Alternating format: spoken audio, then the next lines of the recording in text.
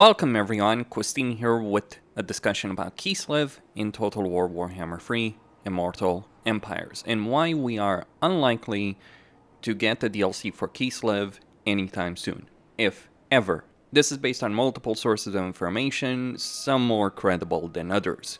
The most credible source of information actually comes from Legend of Total War on this subject, because we know Kislev is the most popular race in Warhammer 3 for North America, for Europe. And this makes sense, because it is certainly going to draw in European players, it's going to draw in American players, and the second most popular race is probably the Empire or Cathay. Like, those are the three most popular races in the game. But why are Cathay and Kislev so popular? I don't think it's necessarily because they're in a good spot. It comes down to the fact that anyone who buys Warhammer 3, they're probably going to play a Kislev campaign. Also, you gotta acknowledge the tutorial campaign and how that might affect the results. So it's either Empire, Cathay, or Kislev. But why would we not get another DLC? Well, according to Legend of Total War, and this just makes perfect sense, Games Workshop has basically put on hold any kind of future content update for Kislev. Now, I would personally hope that regardless of that Creative Assembly does look to fix the issues that Kislev has in their campaign. The invocation system, supporter system, victory conditions, you name it. Whether or not they get new units, I don't think Kislev has a unit problem or a lord problem.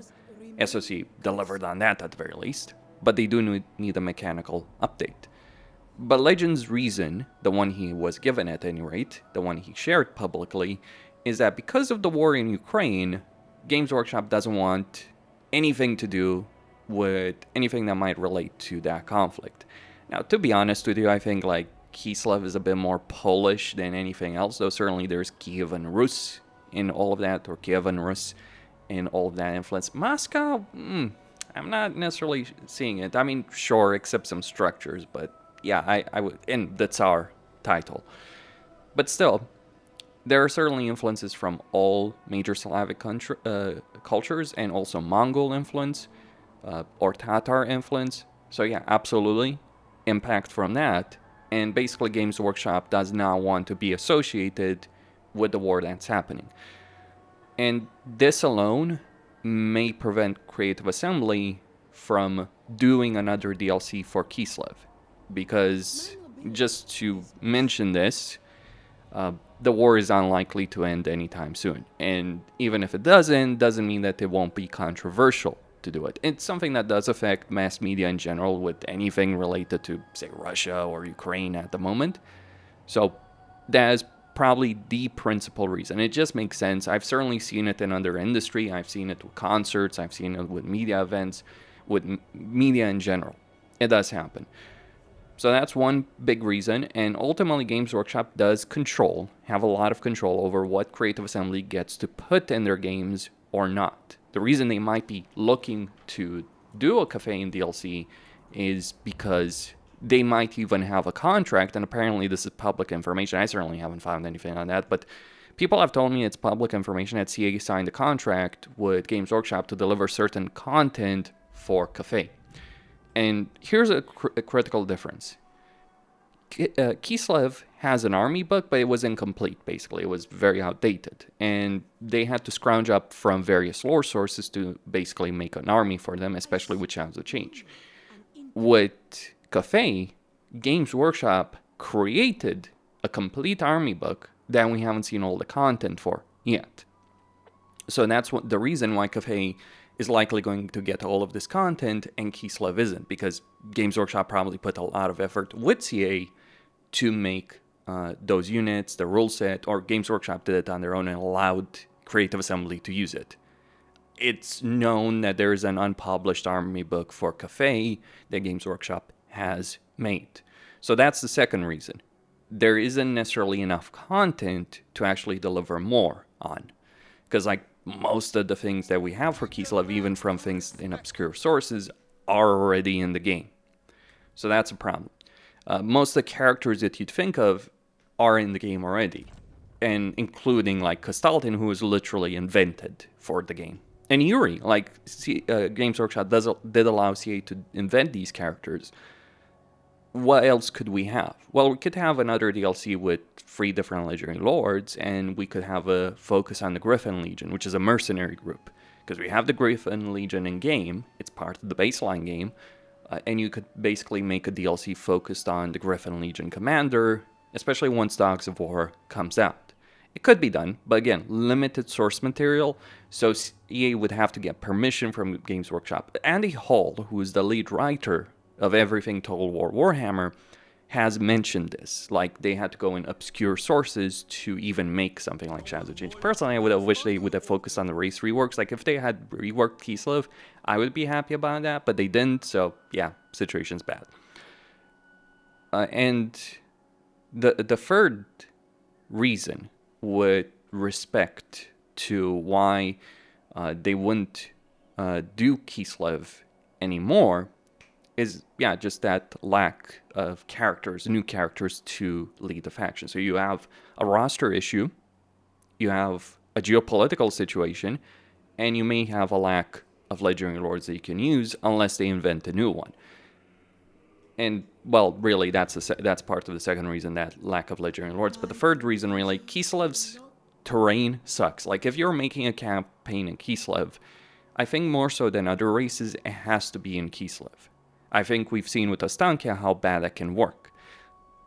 Problem is, Kislev is already freaking crowded. Like, consider this situation. You've got Katrin, you've got Kastaltin, you've got Azazel, you've got Malachi, you've got Frot, you've got Trog. That's an insane number of legendary lords that are separated by only a couple of freaking regions. You can even consider Drykai and Azag as part of that. It is madness. It can be interesting, but like, just for the lords that are focused in Kislev, that are actually in Kislev, you got 4 of them, and then you've got 2 more over here to the north. Boris Ursus is affected by this, so yeah, you're looking at already 6, 7 legendary lords, 8 if you count Azag, 9 if you count Rika.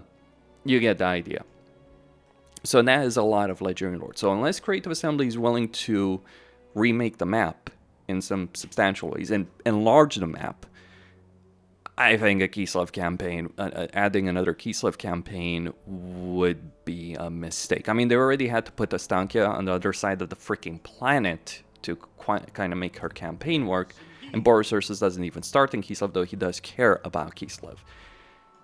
So those are the problems. I'm not saying these things can't be resolved. Well, if anyone has a solution for the geopolitical situation in Ukraine, which borders my country, I'd be very happy to hear it. But the issues of the roster, the issue of legendary lord possibilities, and the issues of the terrain of Kislev, because a campaign can be made or broken by terrain alone.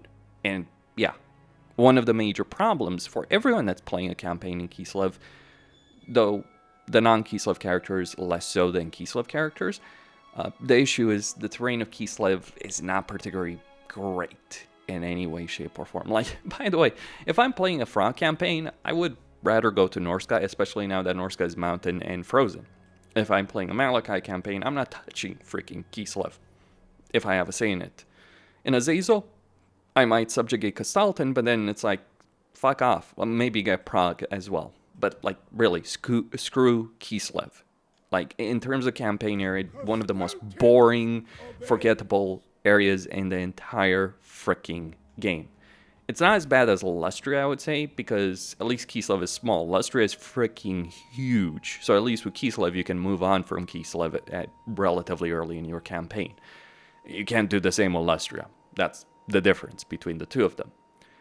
So those are the issues. Those are the reasons that I think we're unlikely to get the DLC for Kislev. Now, as I stated, I do certainly hope that as part of an update, maybe even the next update, who knows? It depends on how much effort CA wants to put in patches going forward, but I do certainly hope we get some fixes to racial mechanics. Not necessarily a complete rework, but like that's the irritating aspect. There are mods that do it. Like, there's a person who made 2 individual Kislev mods, updated her economy, improved the devotion system, supporter system, all that, and it's a lot better as an experience. And this was a guy who had 0 experience in modding before he started. Very limited experience in mod. And he was able to do something CA was not able to do, which was a change. That's the irritating thing. And look, I think from a paid DLC perspective, it would sell. Like, right? But Games Workshop may not greenlight that, and they do have that kind of control over the series. And you know what? I'm just going to say it. Some people are unhappy with that. They don't particularly like that Games Workshop has that kind of level of control. Considering how much game developers have fucked up over the years with beloved franchises, I am actually on Games Workshop side on that fully. Because what they're interested in is ensuring the quality of their IP. Not the quality of the games, the quality of their IP in those games. Because like a Warhammer game is a Warhammer game. It feels like a Warhammer game. Unlike many other franchises and many other intellectual properties that we've seen over the years. But sometimes you do have problems with that. I mean, there's a whole controversy of Null and Ironsides. Personally, yeah, it would have been cool to have repeater handgunners on foot, but whatever, right? That's the price you pay sometimes. Questine signing out. Don't forget to subscribe, like, and enable notifications, and stay tuned for more.